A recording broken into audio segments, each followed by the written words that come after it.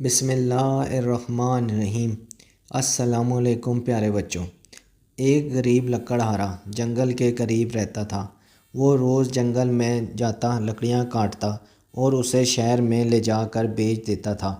وہ اس سوچ کے ساتھ زمین بھی کھودتا تھا کہ کبھی شاید اس میں سے اسے خزانہ مل جائے اور اس کی زندگی سنور جائے۔ اسی امید کے ساتھ وہ روزانہ اپنے ساتھ جنگل میں بیلچہ اور کلاڑی بھی لے کر جاتا تھا۔ ایک دن خزانے کی تلاش میں زمین کھودنے لگا۔ اچانک اسے ایک بہت بڑی دیگ نظر آئی۔ وہ اس دیگ کو دیکھ کر بہت خوش ہوا اور دل ہی دل میں سوچنے لگا، لگتا ہے کہ اس دیگ کے اندر کوئی خزانہ چھپا ہوا ہے، جبھی تو اسے کسی نے جنگل میں درخت کے پاس زمین کھود کر دبایا ہوا ہے۔ وہ خوشی خوشی دیگ کی طرف بڑھا تاکہ اس کے اندر ہاتھ ڈال کر خزانے کو دیکھ سکے۔ اس نے جب دیگ میں ہاتھ ڈالا تو اسے پتہ چلا کہ دیگ اندر سے بالکل خالی تھی۔ اس نے غصے میں دیگ اٹھا کر درخت کے پیچھے رکھ دی۔ کچھ دیر وہ خزانے کی تلاش میں زمین کھودتا رہا، لیکن اس کے ہاتھ کچھ نہ آیا۔ اس نے غصے میں کلاڑی اٹھا کر درخت کے پاس پھینک دی اور تھک ہار کے درخت کے قریب بیٹھ گیا۔ اچانک اس کی نظر دیگ پر پڑی۔ اس نے دیکھا کہ وہ کلاڑی اس دیگ میں جا گری تھی اور اب دیگ میں 100 کلاڑیاں موجود تھیں۔ وہ ان کلاڑیوں کو دیکھ کر بہت حیران ہوا۔ ساتھ ہی اسے یہ بھی سمجھ میں آ گیا کہ یہ دیگ کوئی عام سی دیگ نہیں ہے، بلکہ یہ کوئی جادوئی دیگ ہے، جبھی تو اس کی ایک کلاڑی 100 میں تبدیل ہو گئی ہیں۔ وہ خوشی خوشی اس دیگ کو اٹھا کر گھر میں لے آیا۔ لکڑہارے نے اس دیگ کو ایک کمرے میں چھپا دیا۔ رات کے وقت اس نے جادوئی دیگ کو دوبارہ آزمانے کے لیے اس میں آم ڈالا۔ تھوڑی دیر بعد اس نے دیکھا تو دیگ میں 100 آم موجود تھے۔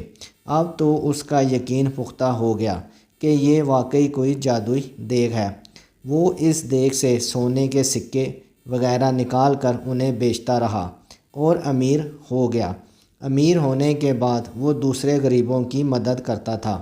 اس کے پاس اگر کوئی غریب شخص آتا تھا تو وہ کبھی اسے خالی ہاتھ نہیں لوٹاتا تھا۔ یہی وجہ ہے کہ وہ ملک بھر میں اپنی سخاوت کی وجہ سے مشہور ہو گیا۔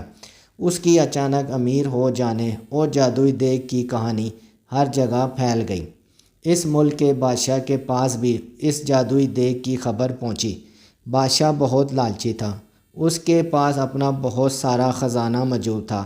اس کے باوجود اسے مزید خزانے کی ہوس تھی۔ اس نے سوچا کہ یہ دیگ اگر اسے مل جائے تو اس کے خزانے میں مزید اضافہ ہو جائے گا۔ اس سوچ کے ساتھ بادشاہ نے حکم دیا کہ لکڑہارے اور اس کی دیگ کو محل میں لایا جائے۔ خادم گئے اور بادشاہ کے حکم کی تکمیل کی اور لکڑہارے کو دیگ سمیت پکڑ کے محل میں لے آئے۔ لکڑہارے سے بادشاہ نے وہ دیگ لے لی اور اس کا معائنہ کرنے لگا۔ اچانک وہ اپنے قدم نہ سنبھال سکا اور اس کا پاؤں دیگ میں جا پڑا۔ اب جادوئی دیگ کی وجہ سے 100 بادشاہ نکل آئے۔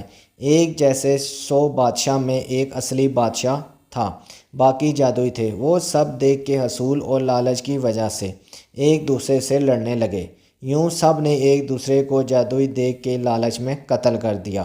یوں لالچ کی وجہ سے اصل بادشاہ خود بھی زندہ نہ رہا۔ لکڑہارے نے خاموشی سے اپنی جادوئی دیگ اٹھائی اور اسے لے کر اپنے گھر چل دیا۔ پیارے بچوں، لالچ کرنا بری بات ہوتی ہے۔ اگر کسی کے پاس آپ سے زیادہ اچھی چیز موجود ہے تو آپ اس سے حسد نہ کریں، بلکہ جو کچھ آپ کے پاس موجود ہے اس پر شکر ادا کریں۔